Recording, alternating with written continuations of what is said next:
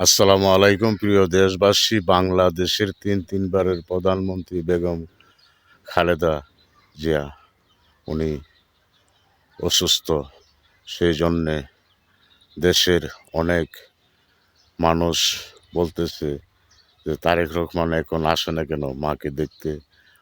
অনেক সাংবাদিক বিদেশ থেকেও বলছে, বিনাকি ভট্টাচার্য নাকি সেও বলছে আসে না কেন। আসলে তোমাদের জন্য সুযোগ হয়। বেগম জিয়া অসুস্থ। বর্তমানে বাংলাদেশ জাতীয়তাবাদী দলের সকল উচ্চ পর্যায়ের যা নেতা জনাব তারেক রহমান থাকলে তোমাদের অসুবিধা হবে। তাহলে দেশে লুটেপুটে খেতে তোমাদের সুবিধা হবে না। সেই জন্যে তোমরা এইসব বলছো।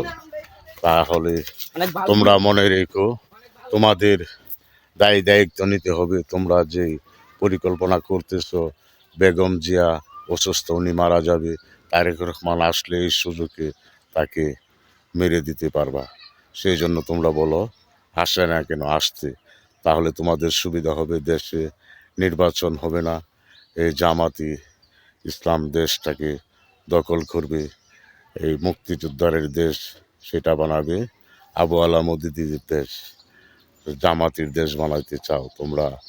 এই বাংলাদেশ জাতীয়তাবাদী দলও ৭১ মুক্তিযুদ্ধ করে সকল মানুষ দেশ স্বাধীন করে একটা ইসলাম রাষ্ট্র বানিয়েছে, স্বাধীন রাষ্ট্র। সেই স্বাধীন রাষ্ট্রকে তোমরা অস্বাধীন রাষ্ট্র করতে চাও, তোমরা জামাতি রাষ্ট্র বানাতে চাও। সেই জন্যে সেই সুযোগ খুঁজছ এই ডক্টর ইউনূসকে দিয়ে তোমরা এই বাংলাদেশটাকে তোমাদের হাতে নিয়ে যেতে।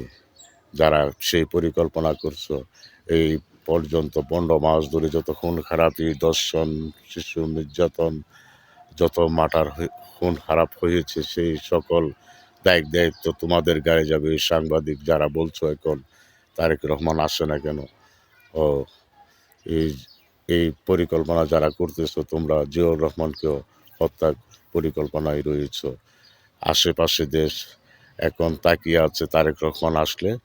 এই যে ইন্ডিয়া তারেক রহমানকে মারার পরিকল্পনা হয়তো করতেছে, পাকিস্তান। ওনাকে তারেক রহমানকে মারলে দেশে আর কোনো বাংলাদেশ জাতীয়তাবাদী দলের চিহ্ন থাকবে না।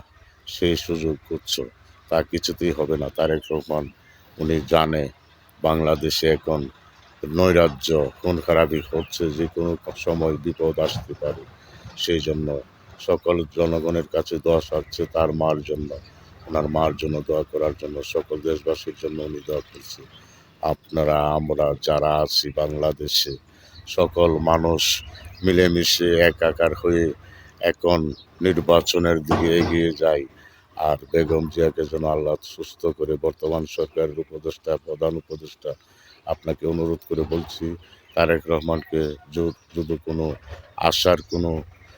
আশার মধ্যে কোনো যদি ত্রুটি থাকে, সেই ত্রুটি ভেঙে তারেক রহমানকে আনার ব্যবস্থা করুন অতি শীঘ্রই।